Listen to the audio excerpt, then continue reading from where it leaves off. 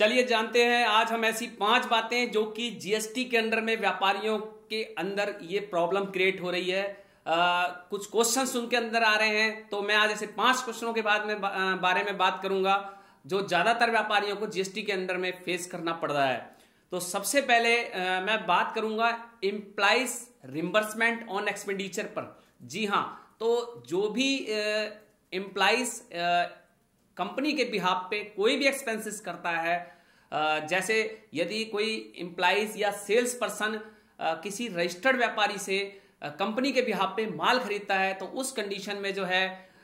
खरीदे हुए माल पर इनपुट टैक्स का क्रेडिट कंपनी को नहीं मिलेगा। तो ये बात आपको बिल्कुल ध्यान रखनी है। और दूसरी चीज कि यदि एम्प्लॉइज या सेल्स पर्सन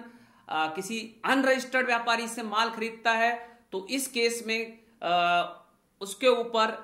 आरसीएम यानी कि रिवर्स चार्ज मैकेनिज्म का भी जो केस है वो अप्लाई नहीं होगा। तो यहां पे अगर मैं आपसे सीधी बात करूं तो इन दोनों ही केसेस में हम ये देखते हैं कि यहां पे जो है जीएसटी की कोई भी टैक्स की लायबिलिटी नहीं है।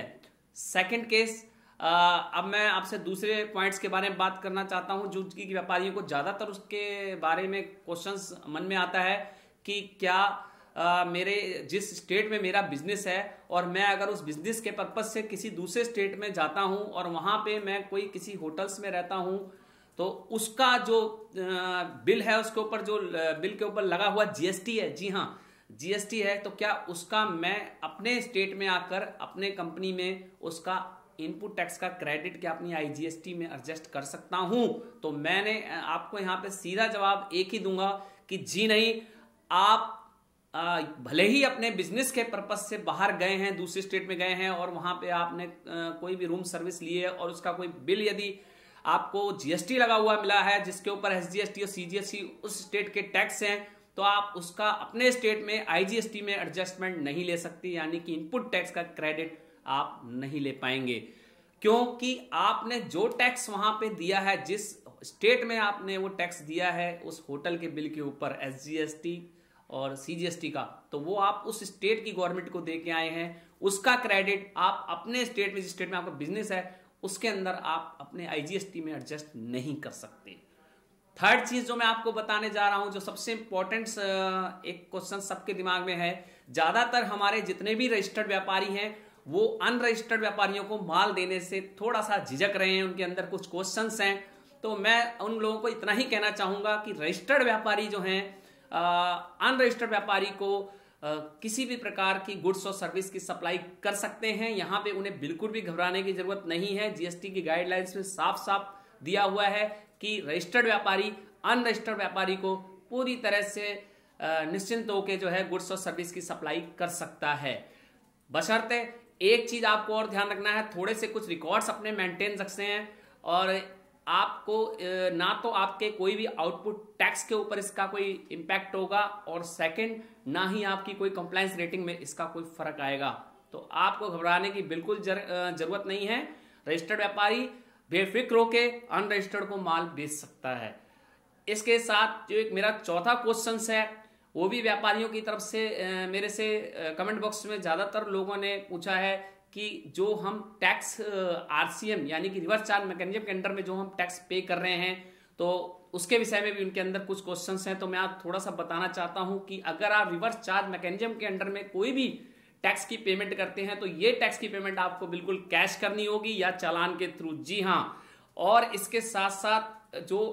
इसका क्रेडिट है वो आपके पीएलए अकाउंट से सीधा आपके क्रेडिट लेजर अकाउंट में ट्रांसफर कर दिया जाएगा। तो यहां पे भी आपको अब इतना समझ में आ गया होगा कि रिवर्स चार्ज मैकेनिज्म के केस में टैक्स की पेमेंट आपको कैश में करनी है और उसका जो क्रेडिट है वो पीएलए से सीधा सीधा आपके क्रेडिट लेजर में ट्रांसफर हो जाएगा। इसके साथ साथ जो पांचवा क्वेश्चन है वो है उन वेइंग मशीन के बारे में कि जो कंपनी वाले वेट करने के लिए उस वेइंग मशीन को यदि अपनी कंपनी में फॉर बिजनेस पर्पज से इंस्टॉल करवाते हैं, तो क्या उसके ऊपर लगने वाले टैक्स का क्या उन्हें आईटीसी का क्रेडिट मिलेगा? तो यहां पे मैं आपको साफ साफ कह देना चाहता हूं, बिल्कुल मिलेगा।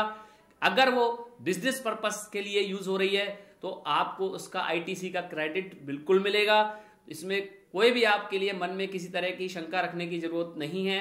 तो इस 5 तरह के क्वेश्चंस मेरे कमेंट्स बॉक्स में ज्यादा आ रहे थे, जिससे मुझे ये लग रहा था कि ज्यादातर लोगों को जीएसटी के अंदर थोड़ी सी इन 5 क्वेश्चनों के विषय में जो धारणाएं हैं उसको दूर करना चाहिए। तो मुझे आशा है कि आपको इस वीडियो से बहुत हद तक मेरे आंसर से आपको अपने क्वेश्चनों के जवाब मिल गए होंगे। और यदि आपको मेरा वीडियो अच्छा लगा तो आप इस चैनल्स को सब्सक्राइब कीजिए, मेरे वीडियो को लाइक्स कीजिए और सब्सक्राइब के साथ साथ मेरे आइकॉन्स बेल्स को बजाना प्रेस करना बिल्कुल मत भूलिए, ताकि समय समय पर आपको हमारे वीडियो से रिलेटेड नोटिफिकेशन मिलते रहें और अपने फ्रेंड्स, रिलेटिव और जितने भी आपके लोग हैं जान पहचान वाले, उन सबको इस वीडियो को व्हाट्सएप, ट्विटर, फेसबुक पे बराबर फॉरवर्ड करते रहिए। So thank you, have a nice day.